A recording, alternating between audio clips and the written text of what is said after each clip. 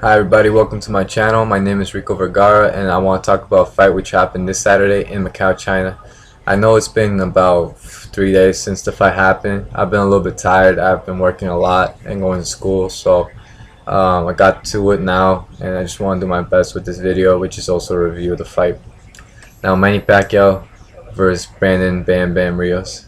Manny Pacquiao is my favorite fighter, so no doubt this fight was very important to me, as well as very important to Manny Pacquiao. Manny Pacquiao, in my opinion, has been the most exciting fighter in the last decade. He has the best offensive style in fighting, and he's just a very influential person in the sport. After Mayweather retired, he took up the mantle as pound for pound king, and he sort of, in a way, saved boxing when boxing didn't really need saving. But regardless, people were saying that MMA was going to take over, boxing's losing its fans, and UFC is the next best thing. But now, recently, if you look at boxing, boxing's been on the rise, and in fact, UFC really hasn't been talked about much as boxing. And I think it's partly due to the whole Mayweather in the game again, as well as Manny Pacquiao and Manny Pacquiao versus Mayweather. I think that sort of that needing of the fight has been good for boxing, even though the fight hasn't happened. So back to the fight with Manny Pacquiao and Brandon Rios. Now I want to talk about Brandon Rios. Brandon Rios, if you want to define Brandon Rios, you have to define the Mexican fighter. The Mexican fighter is the type of fighter that will go toe-to-toe with you, fight on the inside, pressure you, fight relentlessly, and have that granite chin. And that's what Brandon Rios basically is. Brandon Rios is a relentless fighter who takes your best shots and still keeps coming. So when he fought Manny Pacquiao, I think his game plan was to put him on the ropes, pressure him, and just overwhelm him, especially on the ropes where he would try to land some good shots. He did do that. He did land, I mean not land, but he did put Pacquiao on the ropes, but he failed to land those big shots he wanted. While Pacquiao, his game plan was to basically circle Brandon Rios, and that's what is typically done against fighters such as these. You circle them because they stand right there in the middle of the ring and they just expect to go toe-to-toe with you, brawl on the inside especially. But Pacquiao's not that sort of fighter. Pacquiao likes distance between them, enough distance to land those straight shots, and especially an uppercut along with a hook. I've noticed Pacquiao, especially when he feels in danger, he knows how to get out of it by pivoting. So Brandon Rios, you would notice if you saw the fight, when Brandon Rios threw that hook, Pacquiao would be under that hook and pivot out of danger completely. And doing so many times eventually got to Rios. Rios just couldn't touch him. Rios, after the fight, said he was just too fast, faster than he expected. As far as power went, he said he wasn't that powerful. Well, yeah, I mean, you did your best blocking his shots by keeping your guard all the way up. You were doing the peekaboo style. But if you were to have your hands a little bit lower, dude, you'd feel the full impact of those punches and it'd be a whole different story. Regardless, since you had your hands up and your face ended up looking like that anyway, it says a lot about Pacquiao's power. So Pac's the vet in the fight. Brandon Rios was the up-and-comer, and he still is up-and-coming. I mean, this fight is not going to hurt Rios's resume. It really won't. He still has, you know, his years ahead of him. He still has many wars left in his body. Pac is the one who sort of has time going against him. I'm sad to say that Pacquiao has shown a little bit of slowing down, a decrease in power. Because if Brandon would have fought Pacquiao at the same time he fought Margarito, it would have been a whole different story. Margarito was just beat the fuck up. Margarito basically retired because of his injuries due to that fight.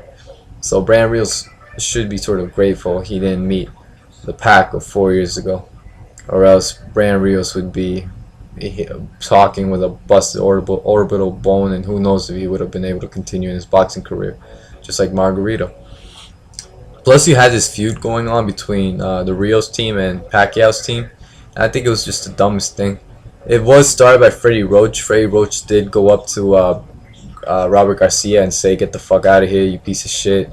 Then he went on to say, "You fucking Mexicans." And a lot of people argue whether this is not racist or is racist. And in my opinion, it is racist. Why would you have to call out somebody based on their race? Regardless, I think the whole feud was stupid. And then you have Azira, Pacquiao's former strength and conditioning coach, kick Freddie Roach in the chest. And I think that's just childish of him to do so. I think his career is really dwindling, and he's just worried about where he's going to go from there on. Because Pacquiao was really his highest paying job, I'm going to say.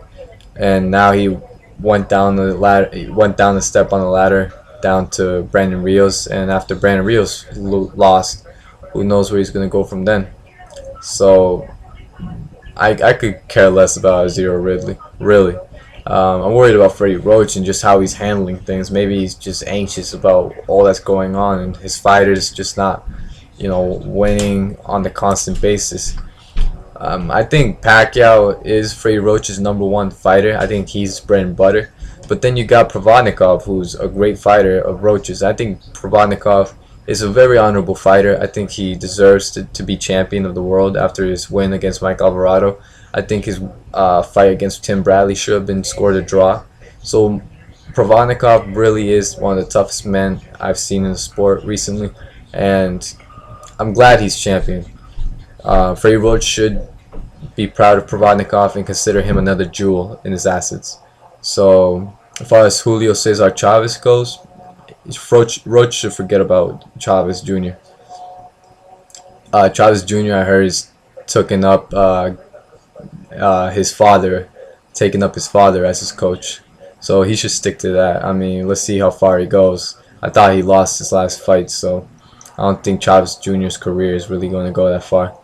And then you got Amir Khan, who already left years ago. Fuck him. Freddie Roach shouldn't be worried about Amir Khan. If Amir Khan ever wants to man up and face Pacquiao, then Freddie Roach should take that shot and just school Amir Khan the way he was always afraid to really school him. And that's to test his weak ass chin. Then let's see, who's another one of Roach's fighters? I'm trying to think of some. I think that's it as far as the top of my mind goes. So if you guys want to correct me with a more specific list of fighters Freddie Roach coaches, then feel free to do so. So yeah, back to the fight with Manny Pacquiao and Brandon Rios. Manny Pacquiao, he dedicated this fight to the Philippines. He really wanted to win this fight because of his last 2 recent losses to Tim Bradley, Marquez, and he thought by winning this fight it would really reanimate the people of the Philippines who suffered this typhoon recently. And Pacquiao, he's the people's champ. Pacquiao really stands for the poor. Not only because he was poor, but because he's a Christian, and Christians, we believe that the poor shall inherit the earth. So I'm proud of Pacquiao for dedicating so much of his time, so much of his money, so much of his effort to the poor, because it really does good to the heart when you help out the the less fortunate. I think God really does shine on Pacquiao. I think God tests Pacquiao further and further. Knockout to Marquez, the way he bounced back from that. I think there's further things ready for Pacquiao. Pacquiao's not done. Nowhere is he done. He's just getting ready for something bigger, and I think that's the fight with Floyd Mayweather. So I know I'm involving religion and boxing, but really, it's been done so many times. When you look at Muhammad Ali, you look at Pacquiao, you look at Andre Ward, religion and boxing go like this. So there you go. Brandon Rios, I just want to say he's a really great fighter.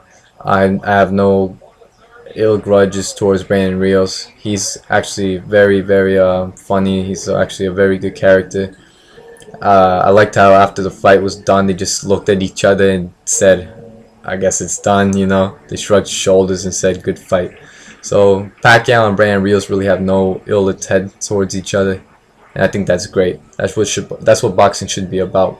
Especially when you hear the interview they gave Pacquiao and they asked him, why didn't you knock him out in the 12th round if you could have? Pacquiao said, well, because boxing is not about killing each other. And I think Pacquiao risked his win by not, taking his chances and trying to knock Brandon Rios out. But at the same time, he made a strong statement by saying boxing is not about trying to kill each other. So he's really somebody trying to revolutionize the sport, I think. Is Pacquiao the same as he was? No, not at all. Pacquiao back then was just a beast. Is he just as hungry as he was back then? Maybe now because of what happened in the Philippines, because of how his career is looking right now. He is probably. I wouldn't know for sure, but it looks to me like he has a new spark on his life. And is Brandon Rios done? No, not at all. Brandon Rios still has a lot of energy left in him, and I hope that this loss does not affect him at all. Um, so I've been hearing a lot of things that Pacquiao's trying to fight Mayweather. Pacquiao is going to choose his next opponent in less than 2 weeks. But you know, all those rumors, very few of them ever come true. Bob Arum, he's largely due to the fact that the Mayweather fights never happened. Bob Arum likes to be the controlling guy in the negotiations, especially when it comes to Pacquiao, his most prized possession. Um, Bob Arum, in my opinion, he's just a scumbag. I can't stand Bob Arum. But yeah, so I appreciate you guys watching my video. I was very laid back right now. I sort of just monotonously told this whole review. But I'm sorry again, and I appreciate you guys tuning in. And thank you for watching. Good night. Leave a like, leave a comment. God bless. Appreciate it.